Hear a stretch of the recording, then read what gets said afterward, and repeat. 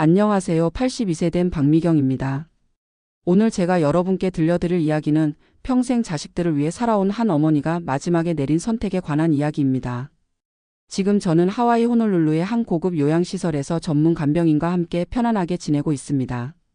창밖으로 보이는 푸른 바다와 야자수가 제 마음을 얼마나 평온하게 해주는지 모릅니다. 하지만 여기까지 오기까지는 정말 많은 일들이 있었습니다. 먼저 제 과거 이야기부터 들려드리겠습니다. 저는 1965년에 결혼해서 세 자녀를 키웠습니다. 남편과 함께 서울 을지로에서 작은 포장마차를 시작했던 게 1970년이었어요. 그때는 정말 가난했습니다. 새벽 3시에 일어나서 밤 10시까지 일했어요. 남편은 낮에는 공장에서 일하고 저녁에는 포장마차를 도와줬고 저는 하루 종일 장사를 했습니다. 손님들이 아줌마 이거 좀 싸게 해줘 하면서 깎으려 할 때도 있었지만 그래도 웃으면서 장사했어요. 자식들이 잘 먹고 잘 자랐으면 하는 마음 하나로 버텼습니다. 큰아들 성호가 초등학교에 들어갈 무렵부터는 장사가 조금씩 잘 되기 시작했어요. 을지로 주변 직장인들이 단골이 되어 주셨거든요. 그래서 1978년경에는 작은 식당으로 업종을 바꿨습니다. 10평 정도 되는 작은 공간이었지만 저희에게는 꿈같은 일이었어요. 그때부터 본격적으로 돈을 모으기 시작했습니다. 하루 벌어서 하루 쓰는 게 아니라 조금씩이라도 모아뒀어요. 그런데 1980년대 들어서면서 물가가 너무 많이 올랐어요. 은행에 넣어둔 돈의 가치가 자꾸 떨어지는 것 같더라고요. 그때 단골 손님 중에 금을 사 모으시는 분이 계셨어요. 그분이 저에게 미경 씨, 돈만 모으지 말고 금도 좀 사둬. 금은 절대 가치가 떨어지지 않아 라고 조언해 주셨습니다. 그래서 저도 조금씩 금을 사기 시작했어요. 처음에는 작은 금반지 하나 사는 것도 큰 결심이었는데 점점 금을 모으는 재미에 빠졌습니다. 식당 장사가 잘 될 때마다 조금씩 금을 샀어요.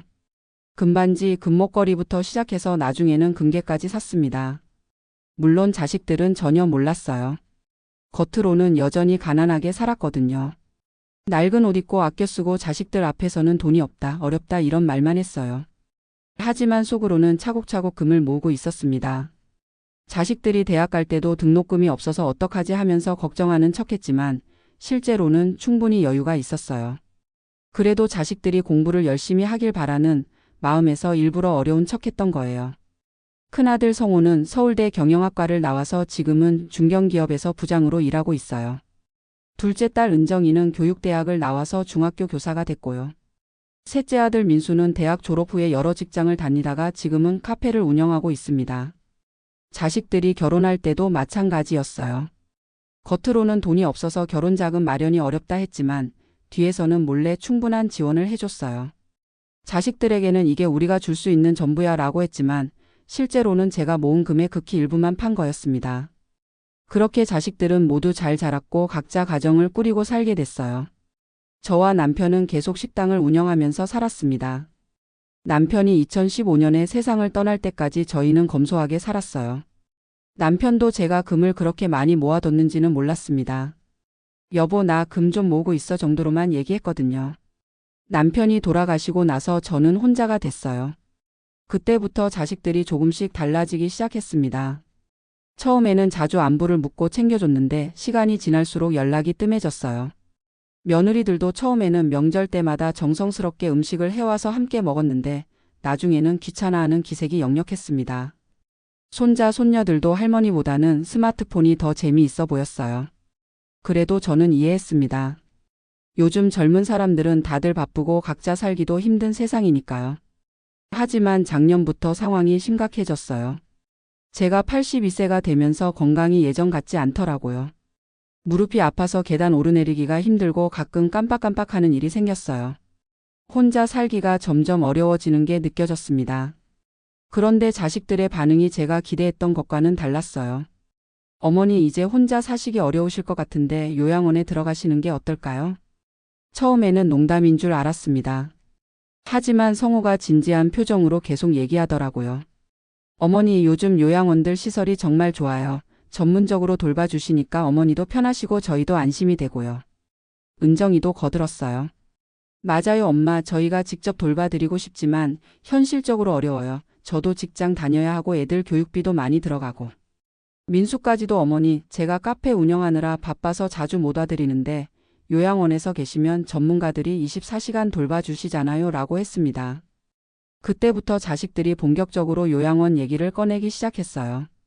매번 만날 때마다 어머니, 요양원 알아봤는데 여기가 괜찮을 것 같아요 하면서 팜플렛을 가져오더라고요.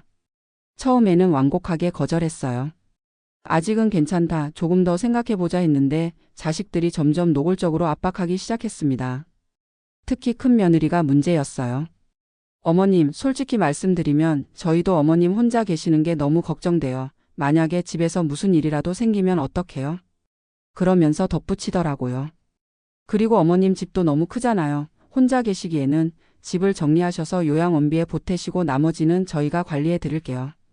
그 순간 저는 깨달았어요. 자식들이 진짜 원하는 게 뭔지 말이에요. 제 건강이나 안전이 걱정되는 게 아니라 제 재산이 탐나는 거였어요. 강남에 있는 33평 아파트, 지금 시세로는 15억 정도 되거든요. 자식들은 제가 가난하게 살고 있다고 생각하니까 이 집이 제가 가진 전부라고 여기는 거였어요. 둘째 며느리도 마찬가지였어요. 어머님, 요양원비가 한 달에 300만 원 정도 드는데 집을 정리하시면 충분히 감당할 수 있을 것 같아요.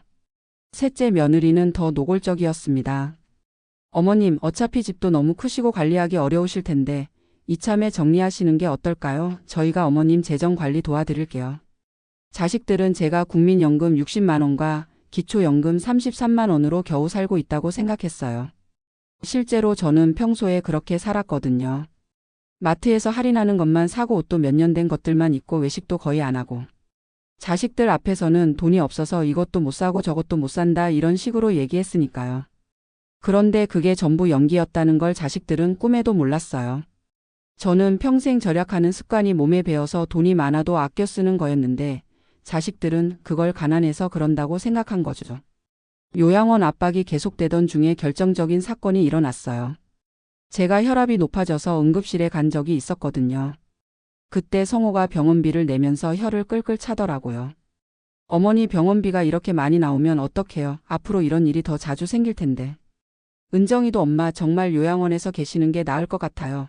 거기서는 의료진이 상주하니까 이런 응급 상황도 미리 막을 수 있고. 민수는 어머니, 솔직히 저희도 경제적으로 여유가 없어요. 제 카페도 요즘 장사가 안 되고 형님이랑 누나도 다들 힘드시잖아요. 그날 밤에 저는 정말 많은 생각을 했어요.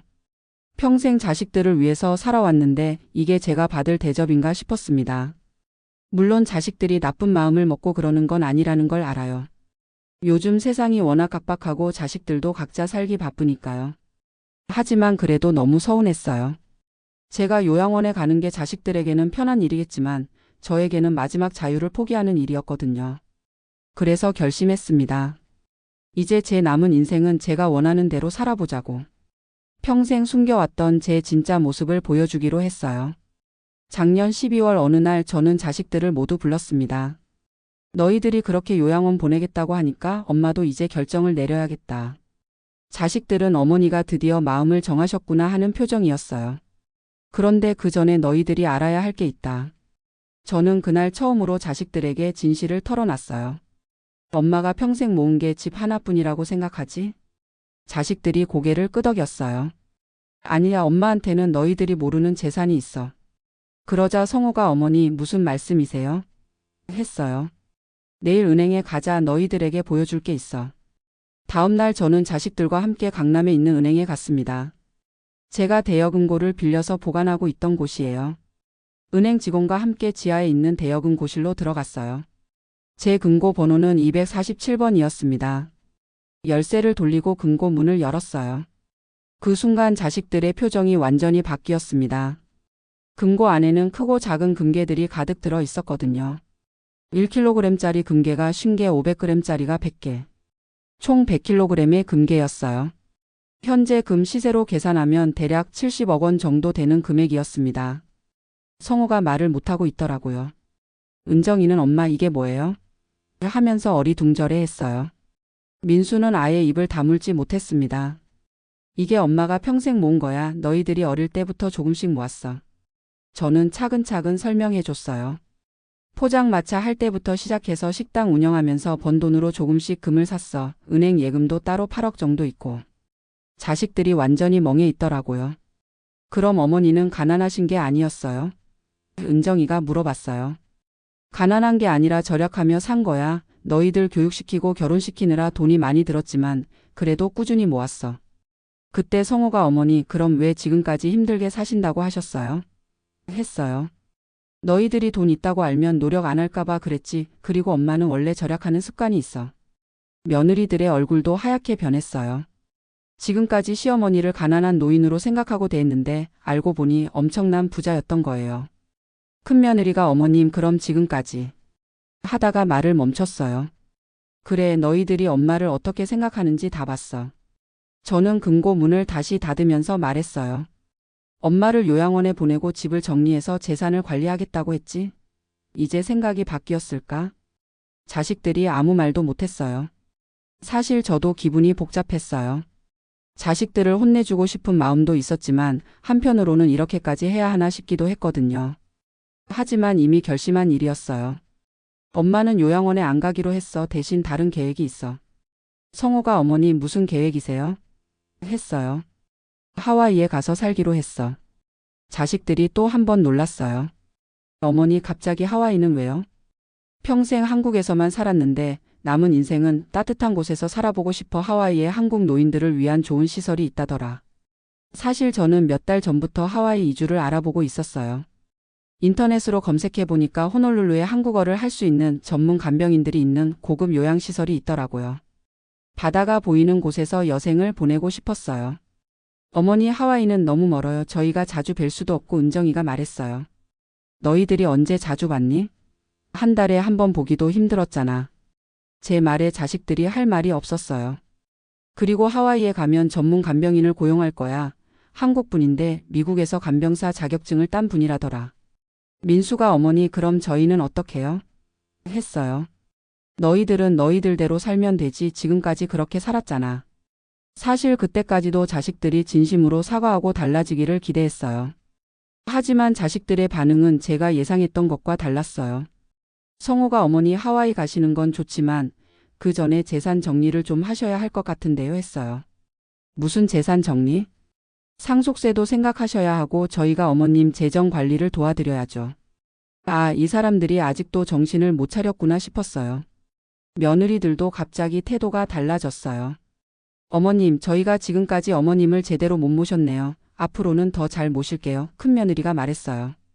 어머님, 하와이는 너무 멀어요. 한국에 계시면서 저희가 더 잘 모시겠습니다. 둘째 며느리도 거들었어요. 하지만 저는 이미 마음을 정했어요. 아니야, 엄마는 하와이에 가기로 결정했어. 너희들이 갑자기 잘해준다고 해서 마음이 바뀌는 건 아니야.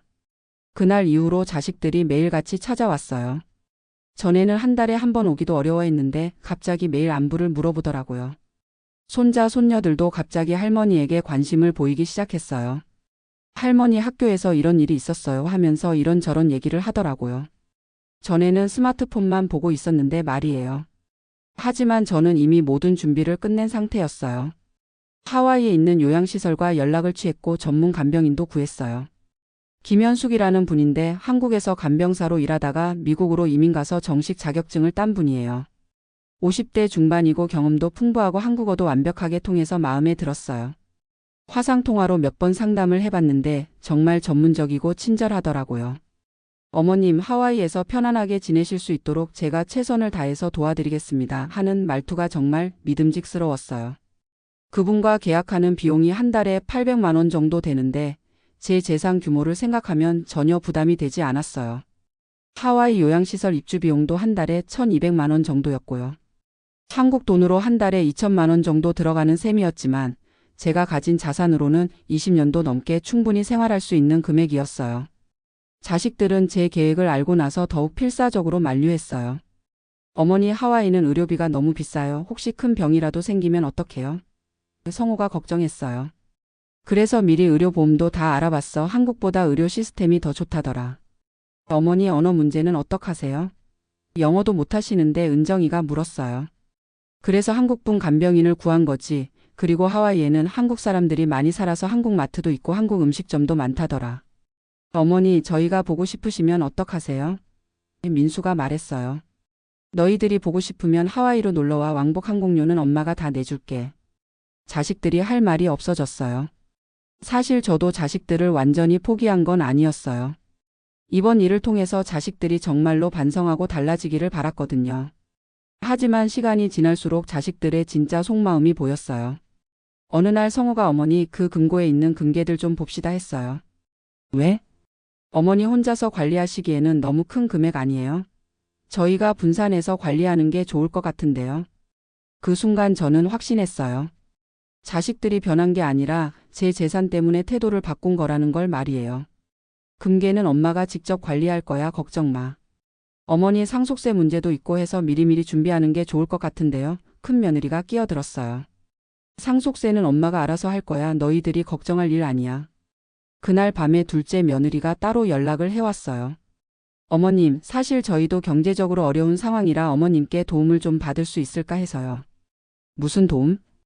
은정이 아이들 대학 등록금이 너무 부담이 되고 집 대출 이자도 많이 나가고 해서요. 아, 이제 노골적으로 돈을 달라고 하는구나 싶었어요. 그건 너희들이 알아서 해야 할 일 아니야? 어머님, 손자 손녀 교육비인데 도와주시면 안 될까요? 전에는 손자 손녀에게 관심도 없더니 이제 와서 교육비 얘기를 하니까 화가 났어요. 지금까지는 엄마가 가난해서 도와줄 수 없다고 하더니 이제는 돈이 있으니까 달라고 하는 거야. 며느리가 할 말이 없었던지 전화를 끊었어요. 셋째 며느리도 마찬가지였어요. 어머님, 민수가 카페 운영하는데 자금이 좀 필요해서요. 혹시 투자 형식으로라도 도움을 주실 수 있을까요? 지금까지 카페가 잘 안 된다고 하더니 갑자기 투자금이 필요하다고? 어머님이 투자해 주시면 더 크게 사업을 확장할 수 있을 것 같아서요. 이런 식으로 자식들과 며느리들이 돌아가면서 돈 얘기를 꺼내기 시작했어요. 정말 실망스러웠습니다. 제가 가난할 때는 요양원에 보내려고 하더니 돈이 있다는 걸 알고 나서는 그 돈을 나눠달라고 하니까요. 그래서 더욱 확고하게 하와이 이주를 결심했어요. 2024년 2월 드디어 출발하는 날이 왔습니다. 자식들이 공항까지 배웅을 나왔어요. 그때서야 진짜로 눈물을 흘리더라고요. 어머니 정말 가시는 거예요? 은정이가 울면서 물었어요. 그래, 엄마는 이제 새로운 인생을 살아볼 거야. 어머니, 저희가 잘못했어요. 다시 한번 기회를 주세요. 성우가 말했어요.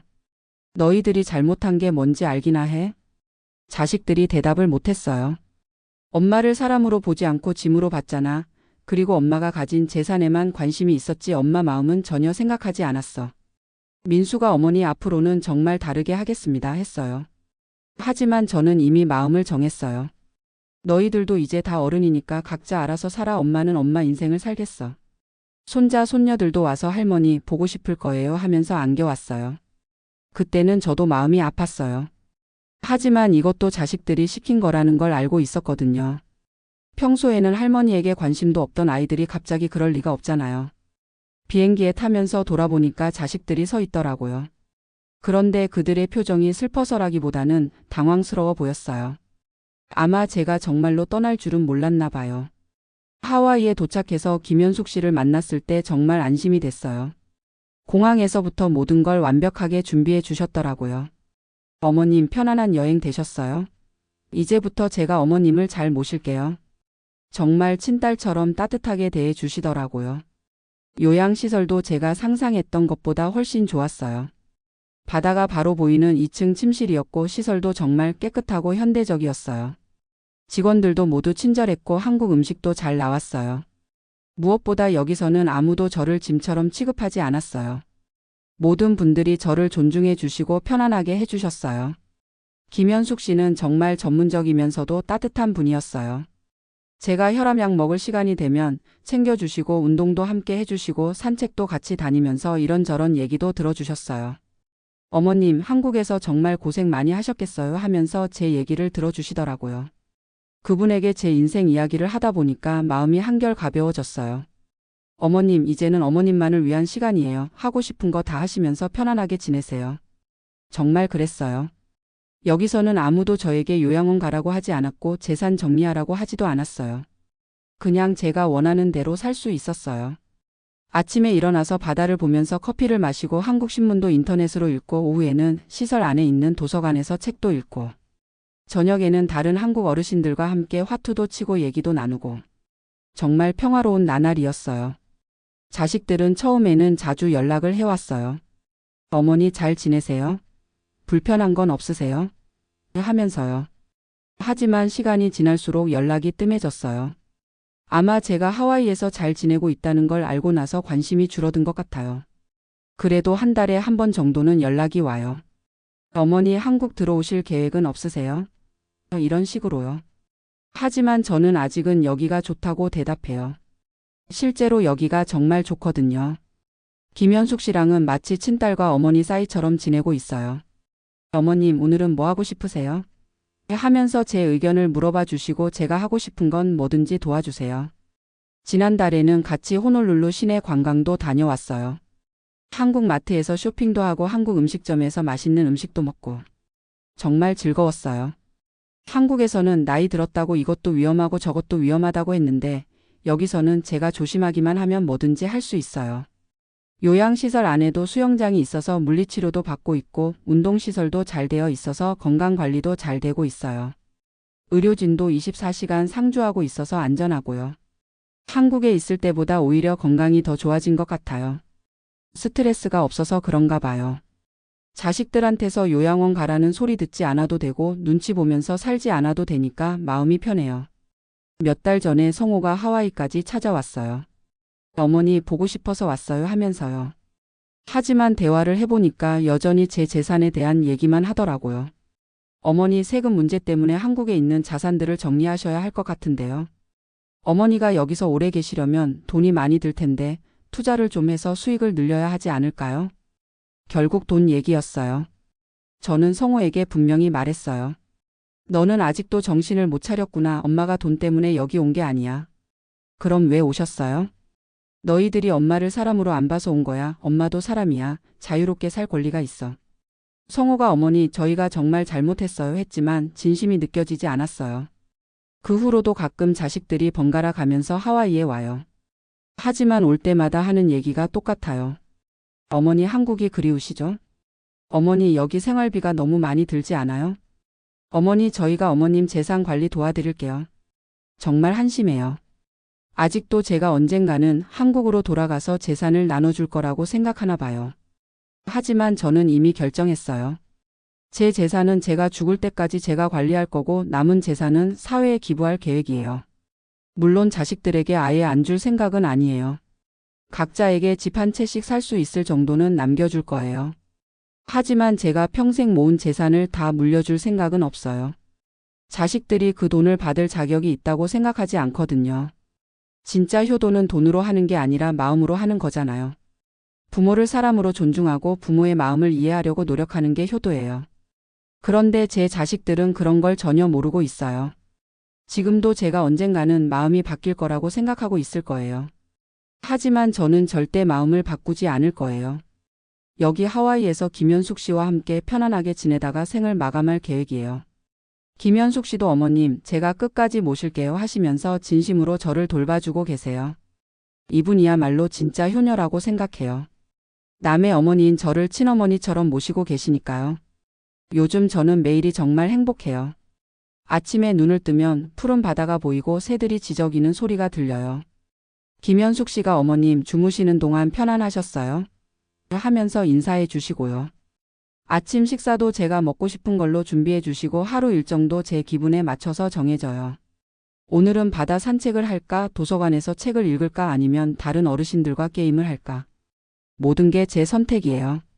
누가 저보고 이거 하라 저거 하라 하지 않아요. 누가 저를 짐처럼 취급하지도 않고요. 여기서는 제가 진짜 주인공이에요. 제 인생의 주인은 바로 저예요. 이런 걸 왜 진작 깨닫지 못했을까 싶어요. 자식들을 위해서만 살았던 지난 60년이 조금 아깝기도 해요. 물론 자식들을 키우고 교육시킨 건 후회하지 않아요. 그건 부모로서 당연한 일이었으니까요. 하지만 자식들이 다 컸는데도 계속 그들 눈치만 보면서 살았던 건 잘못이었어요.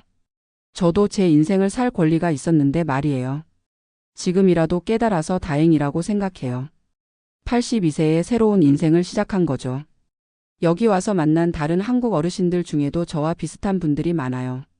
자식들한테 서운한 마음을 갖고 계신 분들이요. 우리가 자식들 뒷바라지하느라 평생을 바쳤는데 정작 우리가 늙으니까 짐으로만 보더라.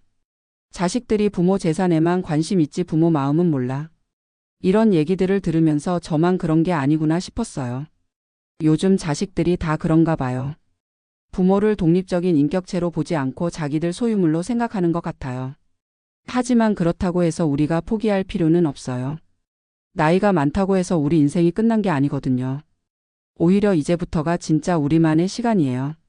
자식들 뒷바라지 다 끝났으니까 이제는 우리를 위해서 살 때가 된 거예요. 저는 여기 와서 새로운 취미도 생겼어요. 영어 공부를 시작했거든요.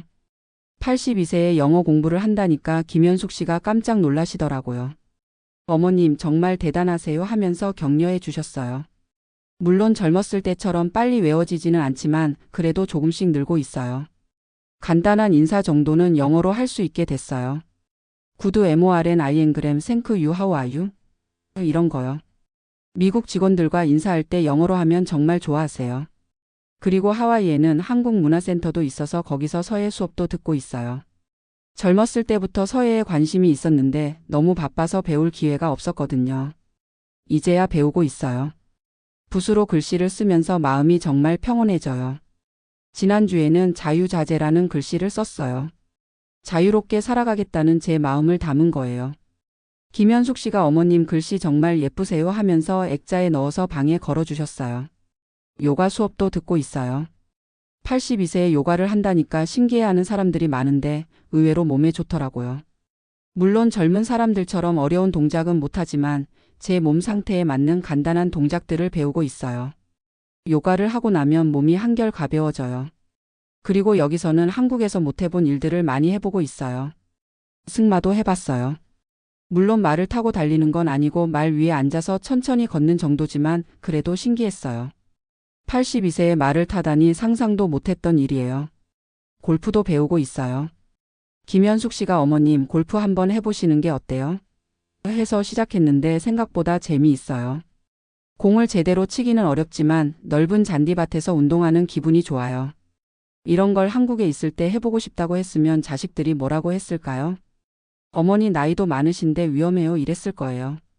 하지만 여기서는 제가 하고 싶어 하면 다들 응원해줘요. 그레이트. 정말 멋지세요. 이런 식으로요. 나이가 많다고 해서 포기할 필요가 없다는 걸 깨달았어요. 몸이 허락하는 한 뭐든지 도전해 볼 수 있어요. 지난달에는 작은 크루즈 여행도 다녀왔어요. 하와이 주변 섬들을 돌아보는 2박 3일 여행이었는데 정말 아름다웠어요. 바다 위에서 보는 일몰이 그렇게 예쁠 줄 몰랐어요. 김현숙 씨와 함께 갑판에 서서 석양을 보면서 정말 행복하다고 생각했어요. 한국에 있을 때는 이런 여행을 꿈도 꾸지 못했거든요. 자식들 눈치 보느라 혼자 여행 간다는 생각도 못했어요. 어머니 혼자 여행 가시면 위험해요 이럴 게 뻔했으니까요. 하지만 여기서는 제 나이에 맞는 여행 프로그램들이 많이 있어서 안전하게 다녀올 수 있어요. 다음 달에는 마우이 섬 여행도 계획하고 있어요. 김현숙 씨가 어머님 마우이 섬에는 정말 예쁜 라벤더 농장이 있어요 하면서 추천해 주셨거든요. 생각해 보니까 저는 평생 남을 위해서만 살았어요. 젊을 때는 남편을 위해서, 자식들 키울 때는 자식들을 위해서, 제 자신을 위해서 뭔가를 해본 적이 거의 없었어요. 하지만 이제는 달라요. 하루하루가 저를 위한 시간이에요. 아침에 일어나서 오늘은 뭘 하고 싶을까? 생각하는 것부터가 행복해요. 그런데 가끔은 자식들이 걱정되기도 해요. 아무리 서운해도 제가 낳아서 키운 자식들이니까요. 성호는 회사에서 스트레스가 많을 텐데 잘 버티고 있을까? 은정이는 교사 일이 힘들 텐데 건강은 괜찮을까? 민수는 카페 장사가 잘 되고 있을까? 이런 생각들이 들어요. 하지만 그들도 이제 다 어른이니까 알아서 잘 살아갈 거라고 생각해요. 오히려 제가 너무 오랫동안 자식들을 과보했던 것 같아요. 자식들이 스스로 해결해야 할 일들까지 제가 나서서 도와주려고 했었거든요. 이번 일을 통해서 자식들도 독립적으로 살아가는 방법을 배웠으면 좋겠어요. 부모에게 의존하지 않고 자기 힘으로 살아가는 방법을요. 몇 개월 전에 은정이가 전화를 해왔어요. 엄마, 저희가 정말 잘못했어요. 한국으로 돌아와 주세요 하면서 울더라고요. 그때 제 마음도 흔들렸어요. 자식이 우는 소리를 들으니까 마음이 아프더라고요. 하지만 김현숙 씨가 옆에서 어머님, 진짜 후회하시는 마음이라면 행동으로 보여드릴 거예요 라고 조언해 주시더라고요. 그 말이 맞았어요. 며칠 후에 은정이가 또 전화했는데 결국 하는 얘기가 엄마, 제 딸 대학 등록금 때문에 너무 힘들어요 였거든요. 여전히 돈 얘기더라고요. 정말 후회한다면 돈 얘기를 할 게 아니라 제 마음을 이해하려고 노력했을 텐데요. 그래서 더욱 확신했어요. 제가 내린 결정이 옳았다는 걸요. 요즘은 한국에 있는 지인들과도 자주 연락해요. 같이 포장마차 하던 친구들, 식당 단골이었던 분들이 안부를 물어보세요. 미경아, 하와이에서 잘 지내냐? 부럽다, 이런 식으로요. 그런 분들과 얘기할 때가 제일 편해요. 제 진짜 모습을 아시는 분들이니까요. 미경아, 너 정말 잘했다. 자식들 눈치 보지 말고 내 인생 살아 하면서 응원해 주세요. 그 중에 한 분은 나도 미경이처럼 용기가 있었으면 좋겠다 하시더라고요. 그분도 자식들 때문에 고민이 많으시대요. 노후 자금을 다 자식들 결혼시키는데 쓰고 나서 지금은 자식들 눈치 보면서 살고 계신다고 해요. 제가 아직 늦지 않았어요. 언니도 하고 싶은 거 하시면서 사세요 했더니 그게 쉽냐 하시더라고요. 물론 쉽지 않아요. 저도 처음에는 정말 어려웠거든요. 평생 자식들을 위해서만 살아온 사람이 갑자기 자기를 위해서 산다는 게 쉬운 일이 아니에요. 죄책감도 들고 불안하기도 하고. 하지만 시간이 지나면서 점점 자연스러워졌어요. 이게 정상적인 삶이라는 걸 깨달았거든요. 누구든지 자기 인생의 주인공이 되어야 하는 거예요. 나이가 많다고 해서 예외가 될 수는 없어요. 저는 이제 정말 자유로워요. 아무도 저에게 이거 하지 마라, 저거 위험하다 하지 않아요. 제가 하고 싶은 걸 하면서 살 수 있어요. 물론 제 나이와 건강 상태를 고려해서 조심스럽게 하지만 그래도 제 의지대로 할 수 있다는 게 중요해요. 어제는 하와이에 있는 한국 미술관에 갔어요. 한국 작가들의 그림 전시회가 있다고 해서 김현숙 씨와 함께 다녀왔는데 정말 감동적이었어요. 고향 풍경을 그린 그림들을 보면서 향수를 느끼기도 했고 현대적인 작품들을 보면서 새로운 감각을 느끼기도 했어요. 한국에 있을 때는 미술관 갈 시간도 없었는데 여기서는 이런 문화생활도 즐길 수 있어요. 다음 주에는 하와이 대학교에서 하는 시니어 강좌를 들으러 갈 예정이에요. 하와이의 역사와 문화라는 주제인데 제가 살고 있는 이곳에 대해서 더 자세히 알고 싶어서 신청했어요. 82세의 대학교 강의를 듣는다니 생각해보니까 신기해요. 평생 공부할 기회가 없었는데 이제야 하고 있네요. 김현숙 씨는 저보다 30살이나 어리지만 저를 정말 친어머니처럼 모셔주세요. 어머님, 무슨 일이든 말씀만 하시면 제가 다 도와드릴게요 하시면서 항상 저를 먼저 생각해 주세요. 이분과 함께 있으면 정말 마음이 편해요. 제 기분이 안 좋으면 먼저 알아채시고 어머님 무슨 일 있으세요? 하면서 걱정해 주시고 제가 즐거워하면 함께 기뻐해 주세요. 진짜 가족 같아요.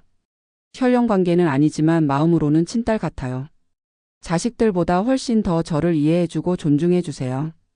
그래서 가끔 생각해요. 진짜 가족이란 게 뭘까 하고요.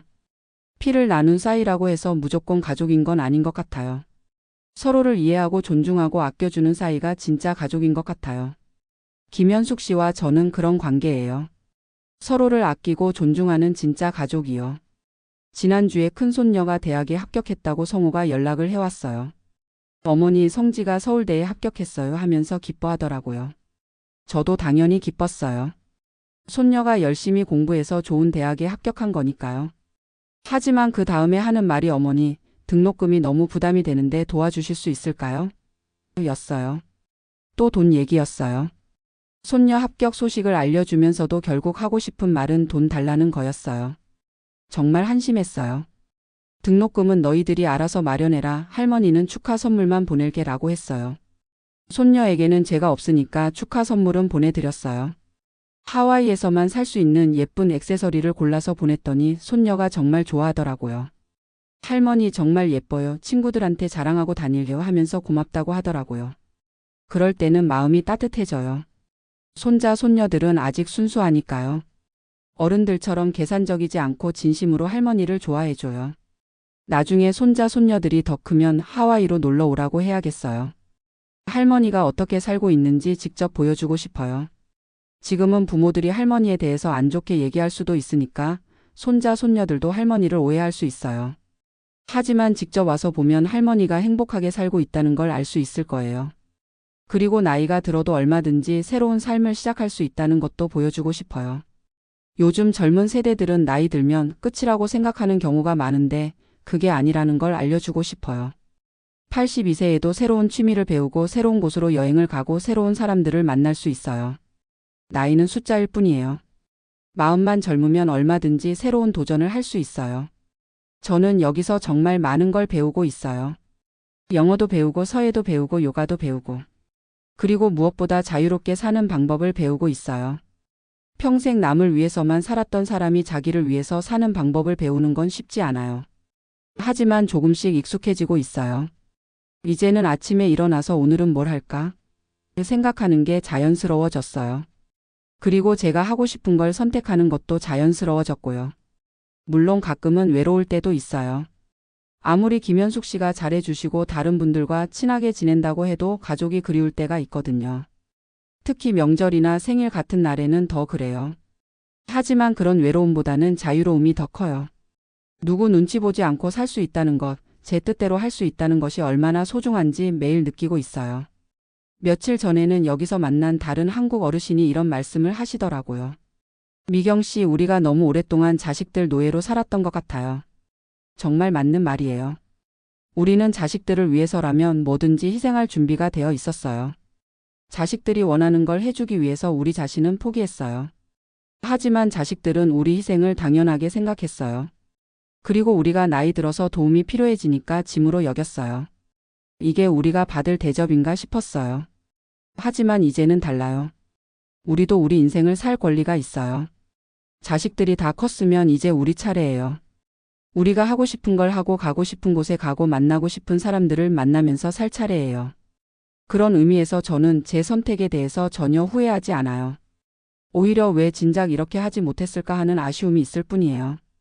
더 일찍 용기를 냈다면 더 오랫동안 자유로운 삶을 누릴 수 있었을 텐데요.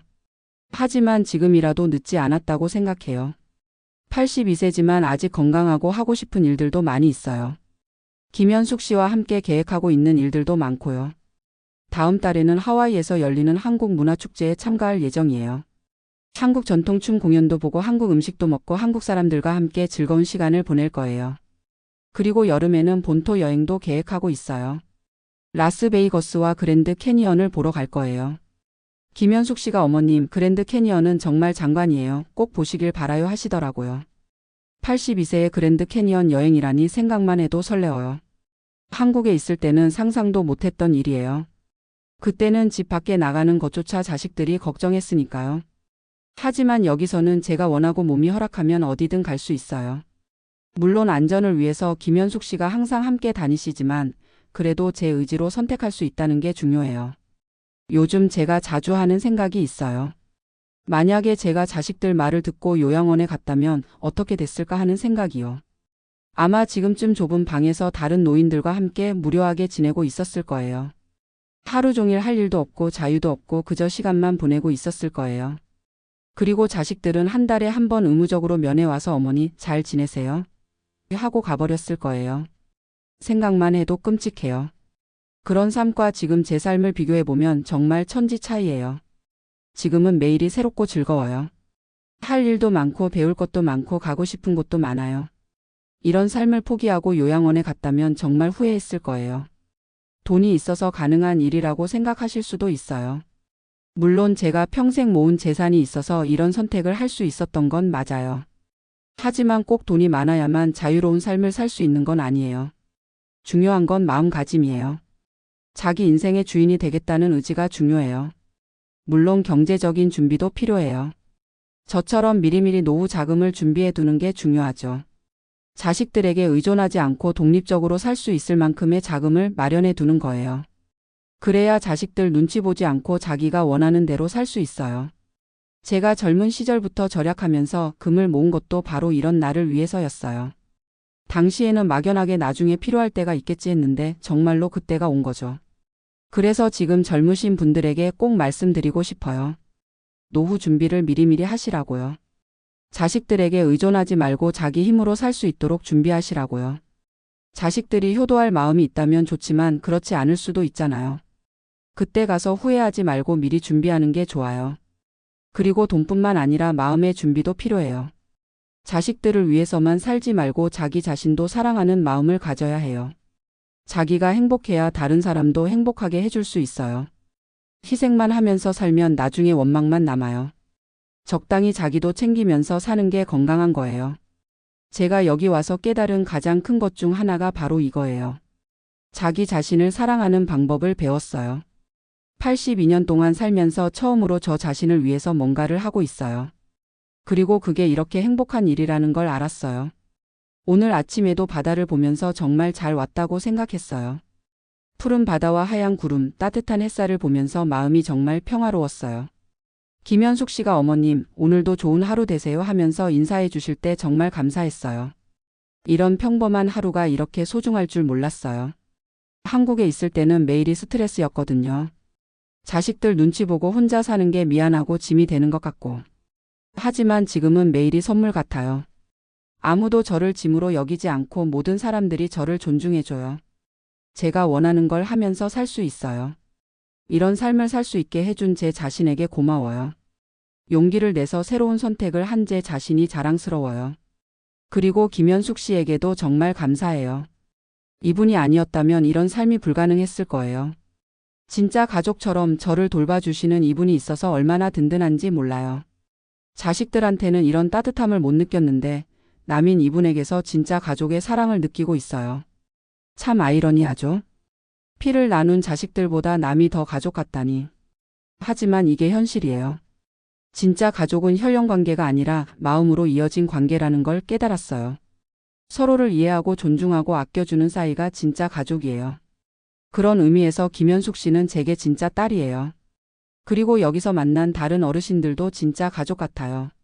서로 의지하고 위로해주고 즐거움을 나누면서 살고 있어요. 이런 관계들이 저에게는 더 소중해요. 마지막으로 이 이야기를 듣고 계시는 모든 분들께 말씀드리고 싶어요. 나이가 들었다고 해서 포기하지 마세요. 아직 늦지 않았어요. 자기 인생의 주인공이 되세요. 다른 사람 눈치 보지 말고 자기가 원하는 대로 사세요. 물론 쉽지 않을 거예요. 저도 처음에는 정말 어려웠거든요. 하지만 용기를 내면 할 수 있어요. 그리고 그렇게 살아보면 얼마나 행복한지 알게 될 거예요. 여러분도 저처럼 새로운 인생을 시작해 보세요. 82세에도 새로운 시작이 가능해요. 여러분도 분명히 할 수 있을 거예요. 지금까지 긴 이야기 들어주셔서 감사합니다.